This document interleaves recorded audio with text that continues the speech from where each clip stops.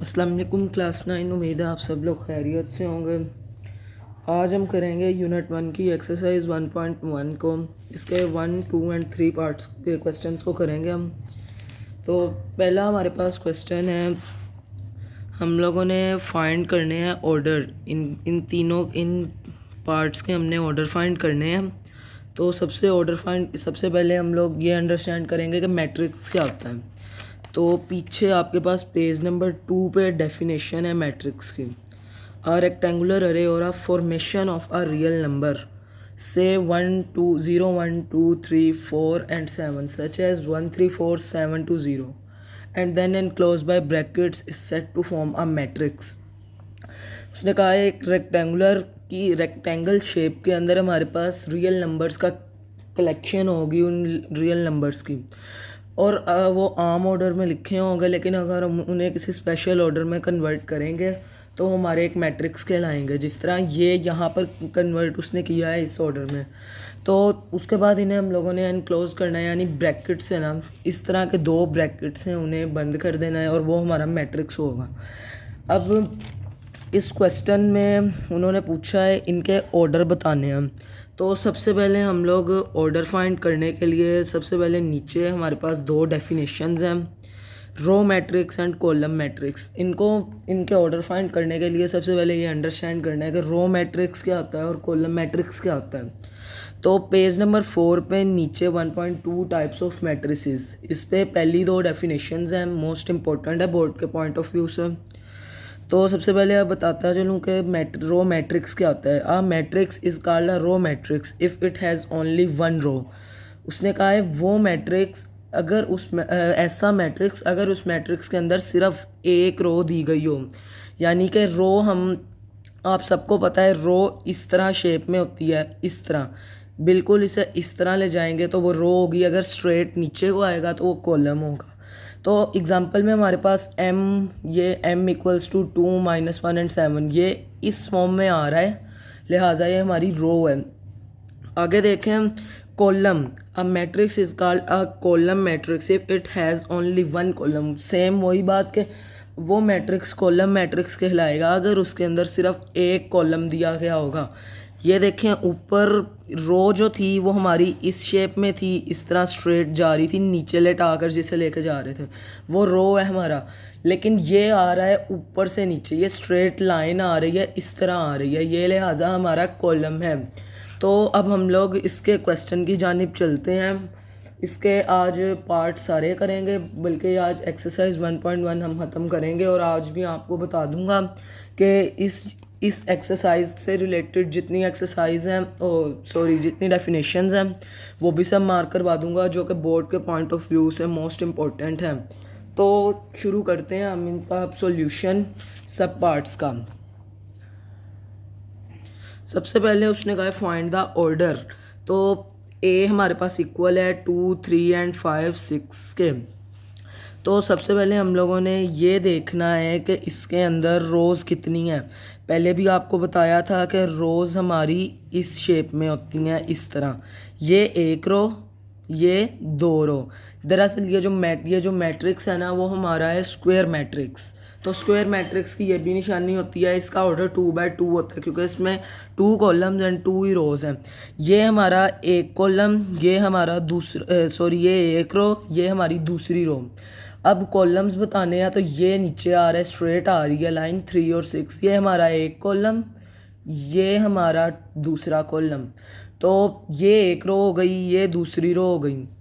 ये हमारी दोनों रोज़ हम लोगों ने 2 रोज़ और कॉलम्स दोनों हम लोगों ने ऑर्डर्स के लिए इनको फाइंड कर लिया। ये रो है, ये कॉलम है, क्योंकि पहले भी डेफिनेशन में भी बताया था जो इस शेप में जा रही होगी स्ट्रेटली वो हमारी रो है, लेकिन जो इस शेप में आ रही होगी, डाउनवर्ड आ रही होगी, वो हमारा कॉलम है। तो लिहाजा इस ए में हमारे पास ए मैट्रिक्स में हमारे पास 1 रो और ये 2 रो, 2 रोज़ हैं और साथ ही 2 कॉलम्स, एक कॉलम और ये वाला दूसरा कॉलम। तो हम ये लिख सकते हैं कि ऑर्डर इक्वल्स टू 2/2। ये हम लिख सकते हैं कि हमारा ऑर्डर 2/2 है। लिहाजा अब ये वाला हमारा क्वेश्चन, ये ए पार्ट हम लोगों ने इसका सॉल्व कर लिया है और अब चलते हैं इसके पार्ट बी की जानिब। इसमें भी हमें सेम वही स्क्वायर मैट्रिक्स दिया गया है। तो मैंने आपको पहले भी बताया था कि स्क्वायर मैट्रिक्स जो होता है उसकी ये भी निशानी है, तो उसका ऑर्डर 2 by 2 में आएगा। ये भी सेम ऊपर वाले की तरह ही है। ये इसकी एक रो, ये इसकी एक रो, ये इसका एक कॉलम, ये इसका एक कॉलम। तो इसे भी हम लिख सकते हैं कि हमारा ऑर्डर इक्वल्स है 2 by 2 के। Order equals 2 by 2। अब ये देखें, यहाँ पर थोड़ी सी कन्फ्यूजन आएगी इस क्वेश्चन में, थोड़ा सा मुश्किल पार्ट है हमारा ये, लेकिन आसान है। इसे भी समझ, अगर आप समझ लेंगे इसको तो ये भी आसान हो जाएगा सॉल्व करने के लिए। अब देखें, यहाँ पर सबसे पहले हमें सिर्फ एक रो दी गई है, ये एक रो है, लेकिन अक्सर मैंने देखा है बच्चों को वो सिर्फ लिख देते हैं ऑर्डर्स नॉट इक्वल, लेकिन ये क्वेश्चन आपका फिर रॉन्ग हो जाएगा। ये भी एक कॉलम, ये एक कॉलम है, ये एक कॉलम है, और ये हमारी एक ही सिर्फ रो है सेंटर में, 2 कॉलम्स और एक रो। यानी अब हम ये लिख सकते हैं कि ऑर्डर हमारा इक्वल है एक रो और 2 कॉलम्स, यानी ऑर्डर इक्वल्स टू 1/2। नेक्स्ट अब हम चलते हैं इसके डी पार्ट की जानिब, जो कि हमारे पास है डी इक्वल्स टू 4, 0 and 6। तो रो सबसे पहले देखनी है इसके अंदर हमारे कितने हैं। तो एक रो ये है, एक ये है, एक ये है, यानी 3 रोज, लेकिन कॉलम हमारे पास सिर्फ एक है, वो स्ट्रेट आ रहा है। तो ये हम यानी इसे लिख सकते हैं कि आवर ऑर्डर इक्वल्स टू 3/1। चाहे आप इसे 1/3 लिख लें या 3/1, उससे कोई प्रॉब्लम नहीं है, उससे कोई मसला नहीं होगा। नेक्स्ट अब हम इसके चलते हैं ई पार्ट की जानिब। तो इसमें भी सबसे पहले फाइंड करेंगे कि हमारे पास रोज़ कितनी हैं। ये एक रो है, ये दूसरी रो है, ये तीसरी रो है। 3 रोज़, क्योंकि ये इस शेप में जा रही हैं, ये हमारी रोज़ हैं, 3 रोज़ हैं। एक कॉलम ये वाली लाइन स्ट्रेट, ये एक कॉलम है, क्योंकि ये हमारा इस शक्ल में जो आ रहा है ये हमारा दूसरा कॉलम है। तो यानी अब हम इसे ये लिख सकते हैं कि order equals to 3 rows and 2 columns, 1 column और 2 कॉलम, 3/2। नेक्स्ट अब हम इसके पार्ट 6 की जानिब चलते हैं, जो कि हमारे पास है f इक्वल्स टू 2। ये दरअसल क्वेश्चन थोड़ा सा समझने वाला है, क्योंकि इसमें ना हमें पता भी नहीं, इसमें अक्सर स्टूडेंट्स को पता नहीं चलता कि कितने रोज़ हैं, कितने कॉलम्स हैं।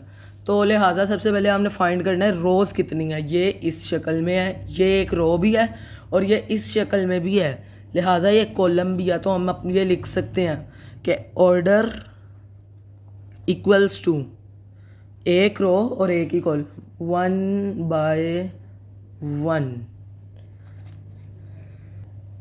नेक्स्ट अब हम चलते हैं इसके पार्ट जी की जानिब। तो वो हमारे पास एक रेक्टेंगुलर और स्क्वायर दोनों शेप में मौजूद है।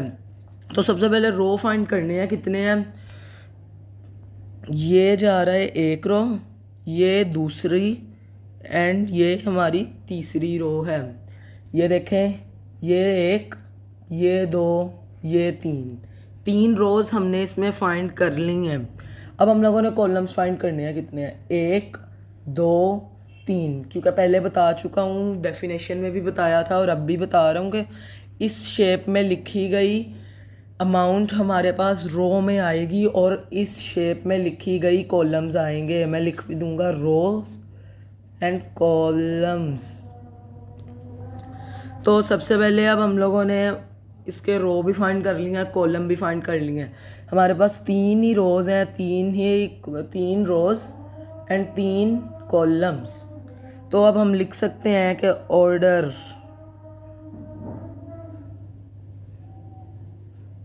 Equals to 3/3। नेक्स्ट अब हम इसके लास्ट और एच पार्ट की जानिब चलते हैं। तो ये हमारे पास एक प्रॉपर रेक्टेंगुलर मैट्रिक्स की शेप में हमारे पास है, रेक्टेंगुलर मैट्रिक्स की फॉर्म में हमारे पास है। लेकिन ये भी कोई मुश्किल पार्ट नहीं है, आसान है, अगर समझेंगे तो बहुत इजी होगा। सबसे पहले इसके लिए हम लोगों ने इसमें फाइंड करने हैं हमारे रोज़ कितने हैं। ये हमारा एक रो है और ये हमारा दूसरा रो है, क्योंकि इस शक्ल में जा रहे हैं, रो हैं। अब हम लोगों ने इसमें फाइंड करने हैं हमारे पास कॉलम्स कितने हैं। तो 1 2 3। तो अब हम ये लिख सकते हैं कि ऑर्डर इक्वल्स टू, पहले रोज़ बतानी है, रोज़ हमारे पास 2 और कॉलम्स 3, 2/3। इसी तरह से हमारा क्वेश्चन नंबर 1 कंप्लीट हो गया और अब हम अपने क्वेश्चन नंबर 2 की जानिब चलते हैं हम। तो इसमें हमें उसने स्टेटमेंट दी हुई है, which of the following matrices are equal. ये नीचे हमारे पास सारे इसके पार्ट्स हैं और उसने हमें स्टेटमेंट में कहा है which of the matrix are equal, यानी इनमें से कौन से मैट्रिक्स इक्वल हैं। तो सबसे पहले पिछले पेज पर एक डेफिनेशन है जिसे अंडरस्टैंड करेंगे, उसके बाद ये क्वेश्चन हम सॉल्व करेंगे। वो है हमारे पास 1.1.1.1.3 में इक्वल मैट्रिक्स।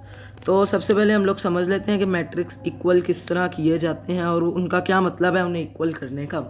तो डेफिनेशन है, let A and B two matrices, then A is said to be equal to B and denoted by A equals to B if and only if। उसने कहा है हमारे पास दो मैट्रिक्स होंगे A एंड B, लेकिन जो A है वो हमारा इक्वल्स होगा B के। लेकिन ये बात एक मोस्ट इम्पोर्टेंट है कि A इक्वल्स होता है B के सच केसेस में, जनरल केसेस में। हर दफ़ा वो A नहीं इक्वल्स होता B के हमारे। लेकिन उसने हमें नीचे दो करेक्टरिस्टिक्स भी दिए हुए हैं, दो पॉइंट्स हैं, इन्हें अंडरस्टैंड करने के बाद हम इन क्वेश्चन को आराम से सॉल्व कर सकते हैं। पहला पॉइंट क्या है हमारे पास, the order of A equals to the order of B, कि हमारा जो ऑर्डर है ए का वो हमारा इक्वल होना चाहिए ऑर्डर बी के। और दूसरा, their corresponding entries are equal. Corresponding का मतलब होता है बार बार दोहराई जाने वाली entries. Their corresponding entries are equal, यानी वो एंट्रीज, वो डिजिट्स, वो नंबर्स जो बार बार दोहराए जाएं वो हमारे इक्वल्स होंगे। डेफिनेशन अंडरस्टैंड कर लिया, तो अब एग्जांपल की जानिब चलते हैं। a equals to 1 -4 3 and 2 and b equals to 1 2 + 1 -4 and 4 -2। देखने में ये नॉट इक्वल लग रहा है लेकिन ये इक्वल है, क्योंकि 2 + 1 और 4 -2 को b में सिंप्लीफाई लाजमी करना है। उन्हें सिंप्लीफाई ना किया तो हम अक्सर स्टूडेंट्स उन्हें सिंप्लीफाई किए बगैर ही नॉट इक्वल लगा देते हैं, जिससे क्वेश्चन पूरा रॉन्ग कर दिया जाता है। आपने बिल्कुल ऐसा नहीं करना।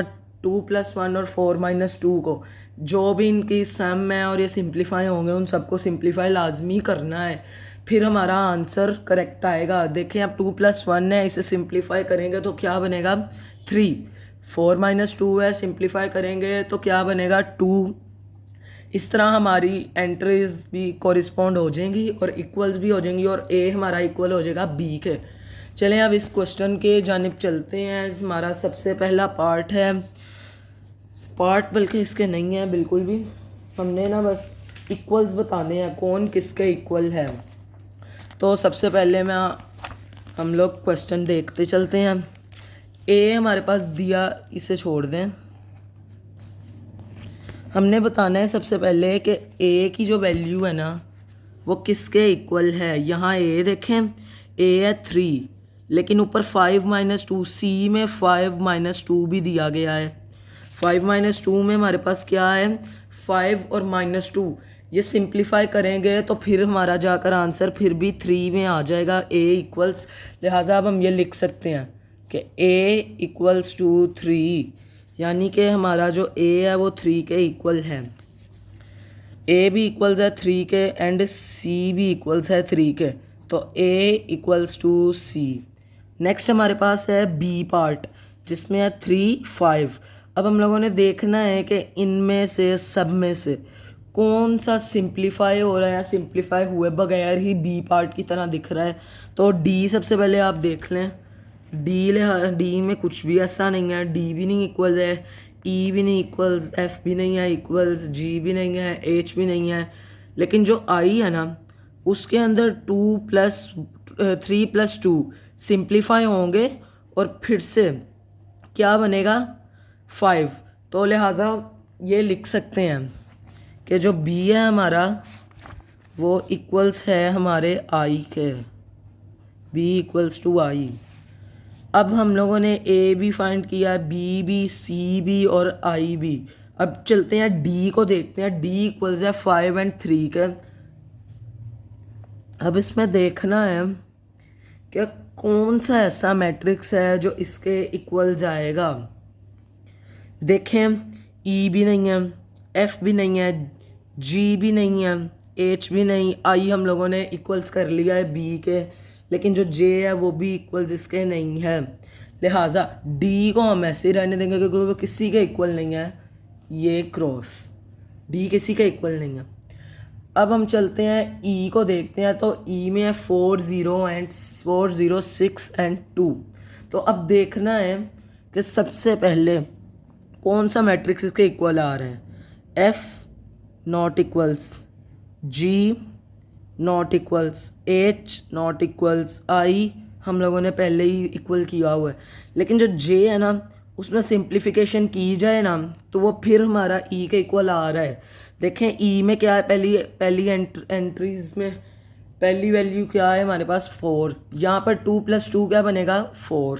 ओके, सेकंड देखते हैं 0। तो 2 - 2 यहाँ पर क्या बनेगा 0। अब देखें यहाँ पे थर्ड एंट्री क्या है हमारे पास 6। तो यहाँ पर देखें 4 + 2 इक्वल्स होता है 6 के। 6 भी आ गई है, एंट्रीज कोरिस्पॉन्ड हो रही हैं। ऊपर क्या है 2, नीचे क्या है 2 + 0। तो ये भी हमारा 2 + 0 भी 2 है। लिहाजा हम अब ये लिख सकते हैं कि हमारा जो e है वो इक्वल्स है हमारे j के। ये हमने लिख लिया, हमारा e भी इक्वल्स है हमारे j पार्ट के। नेक्स्ट हमारे पास f दिया गया है। तो f में देखना है हमारा f इक्वल्स हो सकता है g के इक्वल्स हो सकता है f, क्योंकि f में आए 2 और 6। तो g में हमारे पास क्या है 3 - 1 और 3 + t। सिंप्लीफाई करेंगे तो 3 - 1 भी 2 होगा और 3 + 3 भी 6 होगा। लिहाजा लिख सकते हैं कि f equals to g। Next हमारे पास है अब h, लेकिन h e के इक्वल भी आ रही है। देखें ना, एंट्रीज सारी कोरिस्पॉन्ड हो रही हैं, लेकिन हमने उसे e को j के इक्वल्स किया हुआ है। और हम आगे ये भी लगा सकते हैं e equals to j equals to h। हमारा ये पूरा क्वेश्चन सॉल्व हो चुका है। ये आप देख लें, ये पूरा क्वेश्चन मैंने सॉल्व कर दिया है। अब ये समझ, उम्मीद है आप सबको ये समझ आ गई होगी। ये सब आप देख लें, हमारी ये सारी एंट्रीज इक्वल थी तो हम लोगों ने इक्वल्स कर दिया है। नेक्स्ट अब चलते हैं इस क्वेश्चन के इस एक्सरसाइज का क्वेश्चन नंबर 3 की जानिब। ये बोर्ड के पॉइंट ऑफ व्यू से very very important long question है। अच्छा, अब इसमें ना इस क्वेश्चन में उसने हमें स्टेटमेंट दी है find A, B, C and D। सबसे पहले हम लोग इनकी इक्वेशंस बना लेते हैं। तो A हमारा जो है वो इक्वल्स है 0 के, 2A + 2B जो है हमारा इक्वल्स है -7 के, C - 1 इक्वल्स है हमारे 3 के, 4D - 6 इक्वल्स है 2D के। अब इक्वेशंस अब इन्हें हम इस तरह नीचे बनाएंगे कि A + C, A + 2B, C - 1 नीचे 4D - 6 equals equals equals equals. अब A + C मैंने बताया इक्वल्स है हमारे 0 के, A + 2 भी हमारा इक्वल्स है -7 के, C - 1 इक्वल्स है 3 के, और 4D - 6 जो है वो इक्वल है 2D के। लिहाजा इक्वेशंस अब बनाते हैं चले इसकी। ये है हमारी इक्वेशन नंबर 1, ये है हमारा equation number 2, this is 3 and this is 4th equation. Equations हमारी बन गई हैं। अब ना सबसे पहले हम लोगों ने इनमें से कोई ऐसी इक्वेशन में से ऐसा फाइंड करना है जो इन सब के लिए सूटेबल हो। इनमें हमारी अब ऐसी इक्वेशन सबसे पहले तो है C - 1 3। यहाँ पे लिखेंगे फ्रॉम क्वेश्चन नंबर 3। यानी इक्वेशन नंबर 3 से। तो इक्वेशन नंबर 3 है हमारे पास c-1 इक्वल्स टू 3। हमारा c-1 इक्वल्स है हमारे 3 के। तो अब सबसे पहले हम लोगों ने ये देखना है कि c यहाँ पर -1 यहाँ पर c से माइनस हो रहा है, लेकिन अगर हम इसे इक्वल्स के उस तरफ ले जाते हैं तो वहाँ जाकर ये क्या होगा, ये c यहाँ पर है -1 इक्वल्स टू 3 में, लेकिन अगर इस -1 को इक्वल्स के बाद ले जाते हैं ना तो ये हमारा कहलाएगा 3+1। यहाँ माइनस में है लेकिन वहाँ अगर चला गया तो ये हमारा प्लस में हो जाएगा। तो लिहाजा हमारी ये एक इक्वेशन हमें फाइंड हो गई है, इक्वेशन नंबर 3 कि c हमारा इक्वल्स है 4 के। तो नेक्स्ट अब हम करते हैं फाइंड अपना c पे मैंने लगा दिया टिक, क्योंकि c हम लोगों ने फाइंड कर लिया है। अब हम लोग इसका करेंगे कोई ऐसा पार्ट फाइंड जो कि हमारे पास c की वैल्यू में हो, जिसमें हमारे पास पूरी वैल्यूज़ दी गई हों। वो अब हमारा ऐसा पार्ट इनमें से देखें c किस में है। 4th इक्वेशन नहीं, 3 हमने फाइंड कर लिया। a+2b इक्वल्स टू -7 इक्वेशन 2 बिल्कुल भी नहीं। a+c इक्वल्स टू 6, हाँ इक्वेशन नंबर 1 ये है कि हम उसमें हम c की वैल्यू लगा सकते हैं। तो अब हम नेक्स्ट इक्वेशन को अब सोल्व करते हैं, वो है हमारी फ्रॉम इक्वेशन नंबर 1। तो वो हमारे पास कौन सी है equation number 1, a+c equals to 0, a+c equals to 0। तो अब सबसे पहले देखना है कि हमारे पास c में वाली वैल्यू क्या है। यहाँ हमें c पूरा उसी तरह दिया गया है, ये देखें, लेकिन अब ऊपर हमारे पास c की वैल्यू क्या है, 4। ऊपर हमारे पास 4 है। तो अब हम लिखते हैं पुट इन इक्वेशन नंबर 3, यानी कि इक्वेशन नंबर 3 की वैल्यूज़ पुट करनी है इसके अंदर। इक्वेशन 3 की वैल्यू हमें सिर्फ 6 चाहिए थी, तो a इस तरह 4 चाहिए थी, a इस तरह आ जाएगा। c की जगह पे हम इक्वेशन 3 से वैल्यू लेंगे, वो है हमारी 4 और इक्वल्स टू 0, इक्वल्स 0 के। अब हमने इसे देखना है कि जो 4 है ना वो इक्वल से पहले क्या प्लस हो रहा है, लेकिन अगर यही वैल्यू इक्वल के बाद चली जाए तो वहाँ जाकर वो 0 से माइनस होगी। तो a इक्वल्स टू +4, इक्वल के बाद गया तो 0 - 4, और ये हमारा इक्वल्स होगा a -4 के। हम लोगों ने फाइंड कर लिया पार्ट b भी। अब हम लोगों ने देखना है कि अब a और किस वैल्यू के अंदर अब और किस इक्वेशन में a मौजूद है। हम लोगों ने फाइंड अभी किया है पार्ट नंबर 3, इक्वेशन नंबर 3 और इक्वेशन नंबर 1। अब देखना है कि इन चारों में से a कहाँ पे है। ये सॉल्व है, 3rd भी सॉल्व है, 4th में a कहीं भी नहीं है। हाँ 2 के अंदर इक्वेशन 2 में a मौजूद है।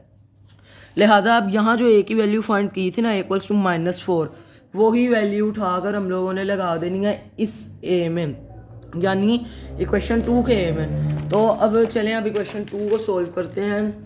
वो है हमारे पास, पीछे से इक्वेशन देख लेते हैं क्या है हमारे पास, a+2b इक्वल्स टू -7। अब फ्रॉम इक्वेशन 2, इक्वेशन नंबर 2 क्या है हमारे पास, a+2b इक्वल्स टू -7। तो a में हमारे अभी वैल्यू हमने फाइंड की है, वो क्या थी, -4। तो अब हम ये लिख सकते हैं पुट द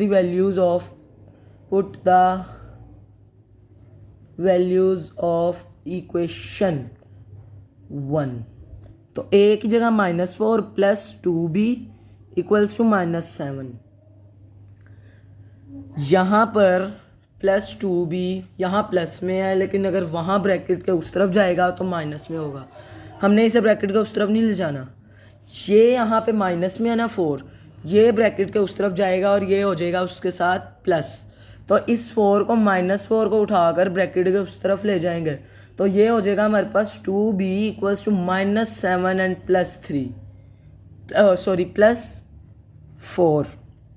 +4। तो 2 भी हमारा इक्वल्स लिख सकते हैं -7 + 4।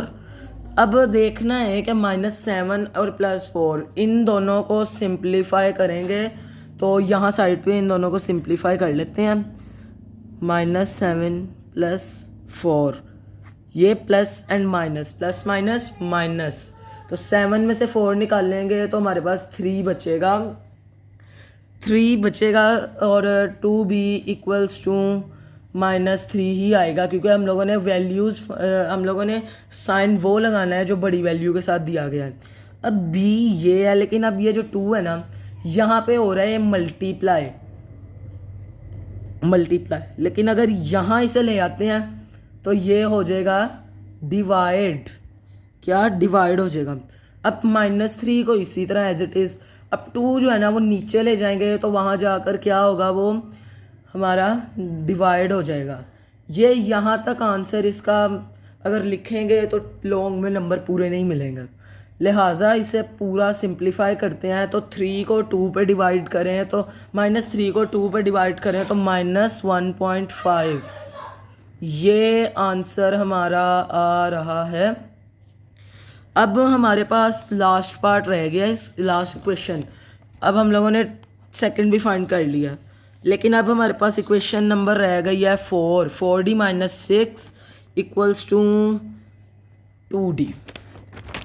इक्वेशन 4 अब लिखेंगे फ्रॉम इक्वेशन नंबर 4। इक्वेशन 4 हमारे पास क्या है, 4d - 6 = 2b, 4d - 6 = 2b। अब 2d। अब हम लोगों ने देखना है कि हमारे पास ना d फाइंड है ना हमारे पास इक्वल के बाद वाला d फाइंड है, तो 4d - 6 = 2d।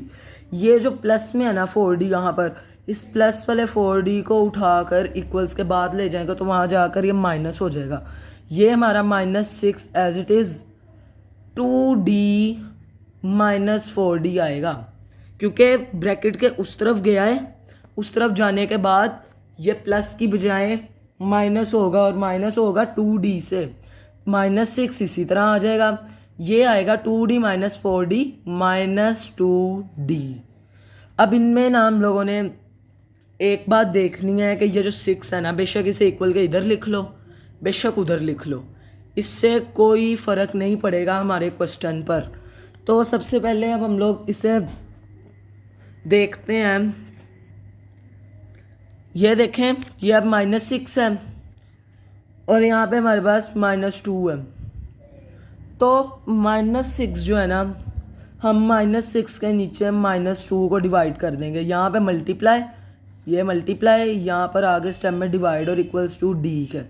अब माइनस जो है ना, माइनस माइनस प्लस, बेशक काट लें माइनस को। अब इनको अब इसकी मल्टीप्लिकेशन करनी है, 2 1s are 2 and 2 3s are 6। तो अब हम ये लिख सकते हैं कि हमारा d इक्वल्स है हमारे 3 के, लिहाजा हमारा d भी फाइंड हो गया और ये वाला हमारा क्वेश्चन, पूरा लॉन्ग क्वेश्चन हम लोगों ने सॉल्व कर लिया है।